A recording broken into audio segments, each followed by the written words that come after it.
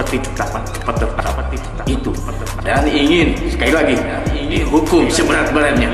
Tidak ada toleransi karena telah memberikan sesuatu yang menyulitkan terhadap penyidik, dan dia tidak mau secepat itu menyerahkan diri dan tidak mau bertanggung jawab. Semoga sekali lagi dihukum seberat-beratnya, Tidak ada toleransi, kalau bisa dihukum mati, Gak ada kata-kata adanya bukti nyata. Saya bersumpah demi Allah Rasulullah, saya tidak tahu menau, saya tidak tahu perencanaan, saya tidak terlibat sama sekali. Sumpah demi Allah Rasulullah. Tapi mudah-mudahan polisi bisa cepat menangkap pelakunya. Harus diberi hukuman yang setimpal, harus dihukum mati demi Allah Rasulullah, harus dihukum mati. Allahu Akbar, Allahu Akbar, Allahu Akbar. Halo semua, selamat datang di Queen Sas Channel bersama saya Sasena tentunya. Apa kabar? Semoga kabar kita semua senantiasa selalu dalam keadaan baik dan selalu dalam keadaan sehat walafiat ya. Oke, masih seputar segmen analisa tentang kasus Subang. Tadi malam kita sudah mengetahui bahwa ada pemeriksaan salah satu saksi krusial, yaitu Abi, di mana Abi ini adalah putra bungsu Ibu Mimin, istri kedua Pak Yosep. Karena saksi Abi ini juga sangat penting ya, di mana di situ tentunya akan diperiksa keterkaitannya, keberadaannya di malam kejadian. Dimana kalau menurut keterangan Ibu Mimin bahwa Abi ada di rumah ya. Selepas sore dia tidur habis main voli atau main badminton itu. Nah, kabarnya Abi ini kan tertidur di rumah. Saat Pak Yosep datang itu dia tidak melihat secara langsung, tapi mendengar suara motor Pak Yosep ya masuk rumah. Ini keterangan-keterangan di awal-awal dulu. Lantas kenapa ya Abi diperiksa sampai, kalau total itu kalau nggak salah sampai 7 kali. Keterangan yang kita dapat seperti itu ya. Pernah di Polsek, pernah di Polres, bahkan di Polda. Kalau di Polda ini ada 2 kali ya, waktu itu bersama Bu Mimin dan saat ini sendirian. Kemungkinan Abi ini dicocokkan dengan alat bukti yang dimiliki kepolisian. Apakah match, ada petunjuk, ada kesesuaian di situ atau tidak. Yang kedua, bisa jadi berkaitan dengan keterangan saksi lain ya, istilahnya dikonfrontir ya, walaupun tidak dikonfrontir secara langsung berhadapan dengan saksi tersebut. Kemungkinan juga karena nama dia bisa jadi disebut oleh saksi lain ya, ini dikonfrontasi ya, kira-kira dari mereka ini mana yang benar. Perkiraan saya seperti itu ya.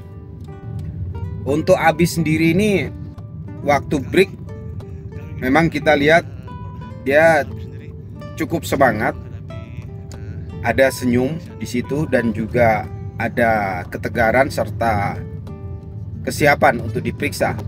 Tidak terlihat grogi atau pelitat-pelitut gitu. Nah, pemeriksaan ini kan berakhir tadi jam 3 dini hari ya. Ada ratusan pertanyaan ditanyakan di sana. Menurut keterangan juga bahwa Abi ini diperiksa masih sama dengan BAP lama, yaitu pertanyaan-pertanyaan lanjutan. Terutama memang keberadaannya di saat malam kejadian. Oke, kasus Subang ini kenapa sih 2 tahun lebih polisi ini belum juga dapat menetapkan seorang tersangka? Kayaknya kepolisian ini sangat hati-hati, tidak ingin salah tangkap ya, terus menghindari kemungkinan diperadilankan ya. Jadi benar-benar bila menangkap si tersangka ini berkas tidak dikembalikan lagi. karena kurang memenuhi syarat. Di video-video yang lalu sudah saya bahas ya, ada saksi-saksi yang menurut saya sangat krusial dan bisa menjadi petunjuk. Diawali dengan kesaksian Diki, ya, dimana di situ di jam 22.40-an itu masih sempat berkomunikasi dengan Amel. Nah, saya yakin di situ banyak hal-hal yang dibicarakan. Kalau memang malam itu ada orang-orang di sana sebelum kejadian, mungkin juga Diki ini mengetahui, ya.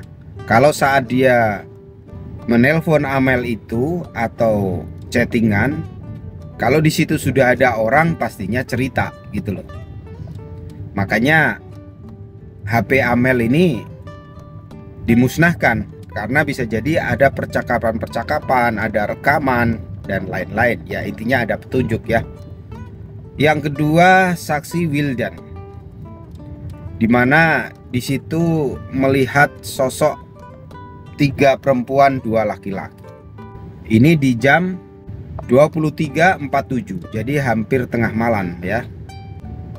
Yang awal-awal banyak menduga bahwa ketiga wanita tersebut, 2 diantaranya adalah kedua korban. Artinya kalau itulah benar, korban masih dalam keadaan baik-baik saja. Ada rumor juga di malam kejadian itu penyusunan SPJ, surat pertanggungjawaban atas operasional sekolah. Nah, kalau memang itu benar, ini ada korelasinya dengan keterangan Danu, di mana di sana ditemukan SPJ dan stempel gitu ya. Saat dia tanggal 19 Agustus itu, sehari setelah kejadian, menguras bak mandi bersama Banpol. Nah, barang-barang ini tentunya ada kaitannya dengan malam itu, malam kejadian naas itu ya. Terus puntung rokok juga ditemukan beberapa merek. Ini berita yang kita dengar ya, atau informasi benar atau tidaknya ya, ini kembali ke pihak penyidik, di mana di situ ditemukan beberapa puntung rokok. Artinya tidak hanya rokok Danu ya, puntung rokok Danu mungkin yang ditemukan, karena menurut Pak Kades puntung rokok itu bukan diambil dari luar tapi dari dalam rumah. Nah, dari sini saja itu sudah ada petunjuk kira-kira itu milik siapa. Tentunya ada kandungan DNA di sana. Oke lah, kalau di malam itu ada semacam rapat, ya berarti kalau rapat itu menyangkut sekolah, ini perlu pendalaman saksi-saksi dari sekolah seperti Pak Wahyu, Opik, Kosasi. Nah, khusus untuk Opik ini apakah terlibat dalam rapat tersebut atau tidak, mengingat dia baru kerja 1 minggu ya, dan posisinya hanyalah sebagai operator. Oke, kita lanjut ya. Kesaksian Wahyu lewat pengakuannya terhadap Pak Dedi, mantan bendahara yang diangkat oleh Pak Yosep tapi dipecat oleh Yoris, bahwa jam 6.30-an dia melintas di TKP. Saat itu katanya masih sepi. Apakah dia sekedar melintas atau ada sangkut pautnya dengan peristiwa ini?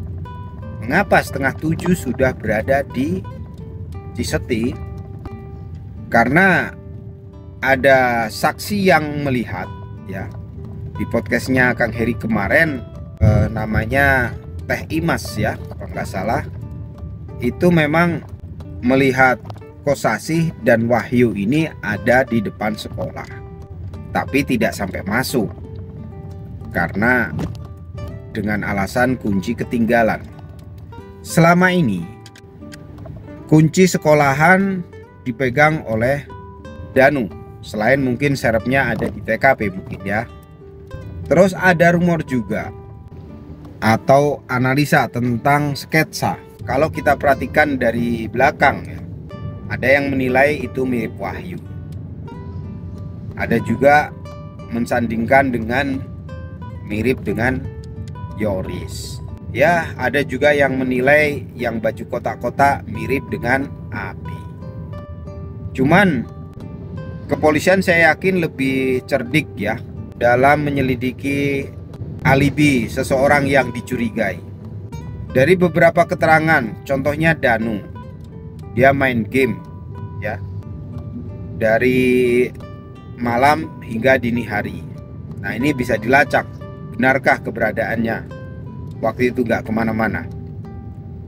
Abi kabarnya setelah tidur itu jam 9 terbangun, terus main game hingga dini hari juga. Arigi, dia di tempat kerjanya ya, itu juga bermain game. Ini hal-hal digital yang bisa dilacak keberadaan mereka. Dan terbukti sampai sekarang ya, mereka masih status sebagai saksi, artinya mungkin alibi mereka kuat. Begitu juga dengan Pak Yosep. Banyak aktivitas telepon yang ia lakukan ya, terutama pasca kejadian. Sebelum kejadian dia mendapatkan telepon dari Ibu Mimin di sekitar jam 20 tanggal 17, dimana di sana ditanyakan jadi pulang enggak, maksudnya jadi pulang ke Cijengkol atau enggak gitu ya. Terus di pagi harinya ada telepon dengan Kedi Golf Pak Dadang jam 6.58. Nah, sinyal-sinyal ini bisa dicek. Terus ada juga yang melihat Pak Yosep itu menelpon seseorang di depan SD Sawo, katanya pagi-pagi sekali. Entah jamnya jam berapa itu. Yaitu Kang Wawan ya, dimana dia ini adalah seorang tukang ojek yang saat itu mengantar Pak RT, dan dia melihat Pak Yosep telepon itu sebelum mengantar Pak RT. Pengakuan Pak Yosep sendiri menelpon HP Amel, tidak ada jawaban. Terus telepon Yoris yang mengangkat Yanti. Nah, semua ini HP Yoris yang katanya dibawa Yanti ini kan juga bisa ditelisik ya. Di mana posisi dia menerima telepon Pak Yosep? Di rumahnya kah? Atau di PAUD ya, seperti keterangannya bahwa saat itu sedang mengantar anaknya pergi ke PAUD, sedangkan Yoris masih tidur. Ini bisa ditelisik, benarkah itu? Terus berkaitan dengan motor Aerox, walaupun kita sudah mendapat keterangan dari Danu ya, dari Sapam Absep, bahwa motor tersebut bisa terparkir di sekolahan itu digotong rame-rame sama warga. Benarkah demikian? Karena yang benar itu ya nanti kalau setelah kepolisian membuktikan ya. Karena ini sempat menjadi perdebatan. Ada yang menganggap bahwa motor Aerox tersebut ada di sana sejak tanggal 17 sore. Ada juga keterangan dari baik dari Yoris maupun dari Danu ini itu motor tanggal 18 pagi yang dibawa Yoris ini dari Kasumalang. Untuk Yoris sendiri nyaris tidak terpublish temuan-temuan jejak dia di dalam TKP ya. Yang menjadi pertanyaan, apakah benar malam itu Yoris berada di rumah sesuai keterangannya atau sempat pergi? Nah, ini juga perlu ditelisik. Makanya saat itu ada pemeriksaan tetangga-tetangga Yanti atau Yoris di Kasumalang ya. Ada kesaksian Ilham yang melihat seseorang mirip Pak Yosep ya di jam 6.14 hingga jam 6.55. Terus ada semacam informasi ya dari salah satu channel YouTube itu bahwa mengatakan ada salah satu saksi terperiksa yang sudah belasan kali saat tanggal 18 di jam 9-an itu numpang ke kamar mandi warga sekitar. Yang aneh itu saksi tersebut sempat membeli sabun.